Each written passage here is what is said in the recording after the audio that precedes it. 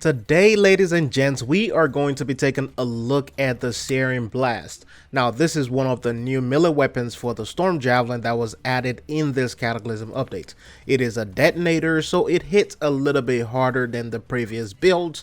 It comes with an intrinsic perk, which is codenamed Fireball. This makes it send out fireball projectiles to seek out enemies. So this will come in handy if you prime an enemy and the enemy backs off a little bit. I will give you the good, I will give you the bad, and things that bioware can do to make this better, because compared to the other melee weapons for other javelins, this one has a little bit of a downside to it. For starters though, this is amazing considering the previous version of the Storm melee weapon. This time things have turned around. Staying close to enemies is not that difficult anymore because you don't have to get too close. This weapon makes it so that you can hit enemies even if they move away, which is also a bonus. The coding on the weapon also makes it so that it will track enemies in close range. So even if they turn around a little bit, it will still follow them, and that is quite interesting considering that we don't want to keep on running after some of those enemies. Now, in terms of activation, this melee follows the direction that your javelin is facing and not the direction of your crosshairs or your reticle, and this means if an enemy is in front of you and you are facing the right side, your melee is going to target the right side. That is not a good thing. Another downside is the fact that the fireballs can track enemies that are not being targeted. So if they are closer than your main target, the fireball is going to go to that enemy.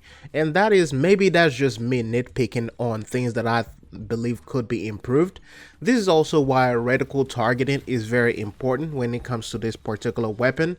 It will also be a bonus if we have air melee, so you're not constantly slamming into the ground every single time.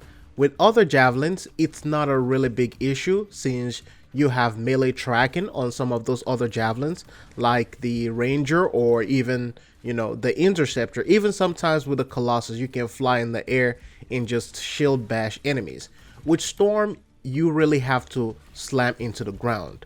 Other than that though, this melee weapon is actually great, especially if you run primers as most of the Storm players do.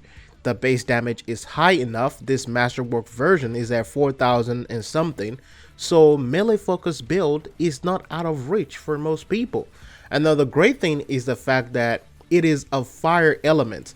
This means that even if the enemies doesn't die immediately after you hit them with it, the fire still lingers on for damage over time, and you can also hit multiple enemies with it, which is also a bonus, so you're not just focusing on one single target.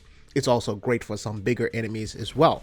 I will still love to see an increase in the range of the projectiles since we're not supposed to be getting too close as a Storm, but other than that, it is a great weapon so far. Anyways, let me know what you guys think about Searing Blast compared to the other melee weapons in the game right now.